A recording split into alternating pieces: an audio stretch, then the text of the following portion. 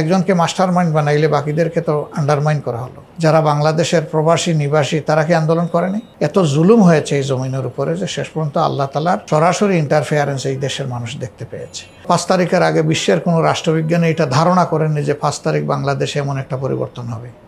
বাংলাদেশেরও কেউ ধারণা করেননি। তবে এটা বোঝা যাচ্ছিল যে স্বৈরাচারী সরকার আর টিকবে না। কারণ যে সরকার গোটা দেশবাসীর বিরুদ্ধে, বিশেষ করে যুব সমাজের বিরুদ্ধে দাঁড়ায় গেছে, এই সরকার আর টিকার কোনো কথা না। অতীতেও যুব সমাজের গায়ে হাত দিয়ে কোনো সরকার টিকেনি। এটা 52 বলি, 69 বলি, 71 বলি, যখনই বলি, তারপরে আপনার 90 বলেন, সবগুলার একই অবস্থা ছিল।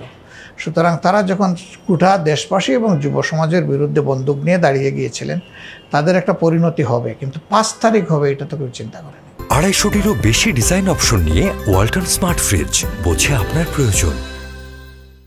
এখন সকলেই এই কথা স্বীকার করতে বাধ্য যে এটা আল্লাহ তাআলার হুকুমে হয়েছে। এত জুলুম হয়েছে এই জমিনের উপরে যে শেষ পর্যন্ত আল্লাহ তাআলার সরাসরি ইন্টারফেয়ারেন্স এই দেশের মানুষ দেখতে পেয়েছে। তো মূল কৃতিত্বটা আল্লাহ রাব্বুল আলামিনের, আমরা এটা আগেও বলেছি, এখনও বলবো। আর জমিনে নিঃসন্দেহে এটা সারা দেশবাসীরই অংশগ্রহণের ছিল। মাস্টার মাইন্ড এই শব্দটা সামনে না আনলে ভালো।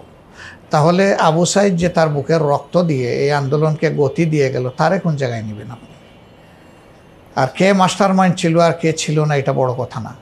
আমরা বলবো যে এখানে তরুণ ছাত্র সমাজ তারা একটা মুখ্য নেতৃত্বের ভূমিকায় ছিল, আমরা তাদেরকে অভিনন্দন জানাই। মাস্টার মাইন্ড নিয়ে যেন কোনো কাটাছেড়া না হয় এবং বিপ্লবের এই চেতনা যেন প্রশ্নবিদ্ধ না হয়, আমরা সেটাই চাই।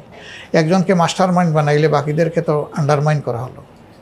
তা আমরা মাস্টার মাইন্ডও চাই না, আন্ডারমাইন্ডও চাই না, মাইন্ডও চাই না। আমরা চাই যে না, ঠিক আছে, আসলে সবাই তার সম্মানের জায়গায় বহাল থাকুক। বিশেষ করে যারা জীবন দিয়ে তাদের হিরোইক কালারফুল লাইফ এই জাতির কাছে আমানত রেখে গেছে, তাদেরকে যেন আমরা সর্বোচ্চ সম্মানের চূড়ায় দেখি।